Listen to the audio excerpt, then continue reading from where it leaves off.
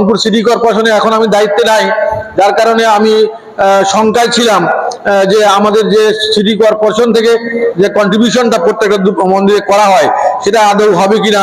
তার জন্য আমি বিভাগীয় কমিশনারের অফিসে গিয়ে সেটা লবিং করে এবং আমাদের প্রধান নির্বাহী কর্মকর্তা এখন যিনি দায়িত্বে আছে জয়শ্রী রানী, তার উপস্থিতিতে যাতে আমার এই কন্ট্রিবিউশনটা বন্ধ না হয় তার জন্য জোর দাবি জানিয়েছি।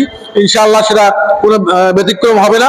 এই কন্ট্রিবিউশন প্রত্যেকটা মন্দির 151টা মন্দিরেই আমাদের সিটি কর্পোরেশনের যে কন্ট্রিবিউশন মানিটা দেয় সেটা আমরা পেয়ে যাবেন।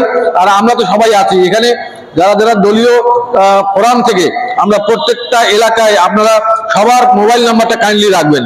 বিএনপি রাখবেন, জামাতের রাখবেন, ইসলাম শাসনতন্ত্র আন্দোলন সহ যারা আছে সব পলিটিক্যাল পার্টির যারা মহানগরের কর্ণধার, জেলার কর্ণধার, তাদের নাম্বারগুলো আপনারা রাখবেন। এনি ইনসিডেন্ট আমার হয় এটা তো প্রশ্নই হবেই না, তারপরেও যদি যেহেতু এটা প্রেক্ষাপট পরিবর্তন হয়েছে, অনেকের মনে সংখ্যা থাকতে পারে, তা আমরা কোনোভাবেই বরদাস্ত করবো না কোনো ধরনের ইনসিডেন্ট। আমরা এই সম্প্রীতি, এই হাজার বছরের সম্পর্ক আমরা নষ্ট হতে দিতে পারি না। আমার যখন ছোট স্বাধীনতা যুদ্ধের সময় 2টা হিন্দু পরিবার 9 মাস আমাদের বাড়িতে ছিল, গ্রামের বাড়িতে। আমাদের এখানে বাবলুদা মারা গেছে, ননী গোপাল বণিক, এনারা আমার বাড়িতে ছিল 9 মাস। আমরা তাদেরকে আমাদের বাড়িতে নিরাপদ আশ্রয় দেওয়া ছিল। এই কালচারটা তো একদিনে না, যার কারণে এটা যেন কোনোভাবে বিনষ্ট না হয় তার জন্য তীক্ষ্ণ দৃষ্টি রাখা। এখানে কিন্তু আমাদের এই যতগুলো পার্টি আছে বা আমাদের নেতারা এখানে আসছে, আমার মনে হয় কোনো ফোরামে এই প্রেক্ষাপট পরিবর্তনের পরে হয়নি। সবাই আমরা এখানে আছি, সবাই তীক্ষ্ণ দৃষ্টি রাখবো এবং আমরা ইনসিডেন্ট মানে আবার অসুখ হওয়ার আগে অসুখ আমাকে এই রোগটাকে করতে হবে, ফাইন্ড আউট করতে হবে। সেজন্য আমাদেরকে যাদের কাছে যে ইনফরমেশন থাকবে সেটা আমরা ইনশাল্লাহ সরবরাহ করব এবং তাদেরকে রোধ করতে বেশি কোনো লোকের দরকার হবে না, আমরাই যথেষ্ট।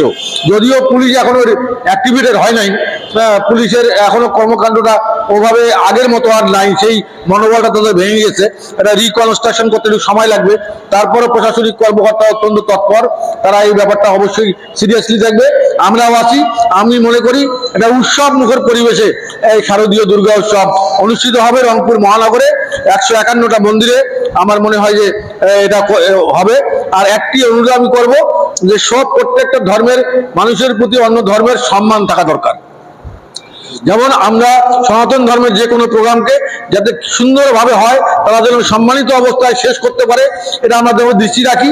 সেরকম আমাদের যখন পূজা হবে অনেকটা আজাল হচ্ছে, আপনারা একটু ঢাকের ইয়েটা বন্ধ করলেন, তাহলে আমাদের সম্প্রীতির বন্ধনটা আরো দৃঢ় হবে, আরো শক্ত হবে। এবং এটা এই সম্প্রীতির বন্ধন নিয়ে আমরা কিন্তু এই লাল সবুজের পতাকাকে আমরা অনেক দূরে এগিয়ে নিয়ে যেতে চাই। এটা আপনাদের স্বপ্ন, আমাদের স্বপ্ন। আজকে আমরা বলতে চাই যে পার্শ্ববর্তী দেশ পাকিস্তান, পার্শ্ববর্তী দেশ ভারত, পাকিস্তানে দেখবেন যে মুসলমানের গন্ডগোল, মসজিদের মধ্যে বোমা ফালানো হচ্ছে, অনেক শত শত মানুষ মারা গিয়েছে। আপনি পার্শ্ববর্তী দেশ ভারতে দেখবেন উচ্চ বর্ণের হিন্দু, নিম্ন বর্ণের হিন্দুর মধ্যে অনেক ব্যবধান, তারা মিশতে চায় না। কিন্তু বাংলাদেশটা যদিও পৃথিবীর মানচিত্রে ছোট্ট একটা দেশ, কিন্তু সম্প্রীতির অভাব এখানে নাই। আমরা সেই সম্প্রীতিটা ধরে রাখতে চাই। আগামী দিনেও আমরা একসঙ্গে কাজ করব, এই কথা বলে আমার সর্বাত্মক সহযোগিতা এবং প্রত্যেকটা মন্দির আমি ভিজিট করার চেষ্টা করব। হয়তোবা 151টা যেতে না পারলেও অন্তত 100টাতে যাবো। আমি চেষ্টা করবো প্রত্যেকটা জায়গায় যাওয়ার। হোসেননগরের কথা একদিন বলছেন, আমি মনে করি নির্দ্বিধায় এখানে হোসেননগরে 3টা পূজা মণ্ডপ আছে, 3টা আছে, এক পিন সাইলেন্স, ওখানে কোনো কথা হবে না, সুন্দরভাবে পূজা হবে, কোনো শঙ্কার কোনো কারণ নাই। বুকের আপনারা সাহস রাখবেন। আমি বাংলাদেশি, আমি হিন্দু মুসলমান বুঝি না। আমার এই দেশের নাগরিক অধিকার নিশ্চিত করার দায়িত্ব সরকারের এবং এখানকার যারা পলিটিক্যাল পার্টির নেতৃবৃন্দ তাদের। আমরা প্রত্যেকটা দলের অনুসারী থেকে আমরা আজকে এখানে এই প্রোগ্রাম শেষ হওয়ার পরে আমরা তো ইনফরমেশন দিয়ে দিচ্ছি, আপনারাও দিবেন। তাদের নিকটস্থ যে মন্দিরগুলো আছে তারা যেন অতন্ত্র প্রহরীর মতো পাহারা দিয়ে শেষ পর্যন্ত বিসর্জন না হওয়া পর্যন্ত পাশে থাকে, সেই বিষয়টা নিশ্চিত করবো ইনশাল্লাহ। তা আপনারা সবাই ভালো থাকেন। আপনারা সবাই আমাদেরকে ডেকে সম্মানিত করলেন এবং একটা সেতু বন্ধন তৈরি করা, বন্ধনটা আরো দৃঢ় করার জন্য যে আপনাদের যে ইচ্ছা, সেই ইচ্ছা সফল হবে ইনশাল্লাহ। আমাদের এই রংপুর মহানগরে উৎসব মুখর পরিবেশে শারদীয় দুর্গোৎসব পালিত হবে।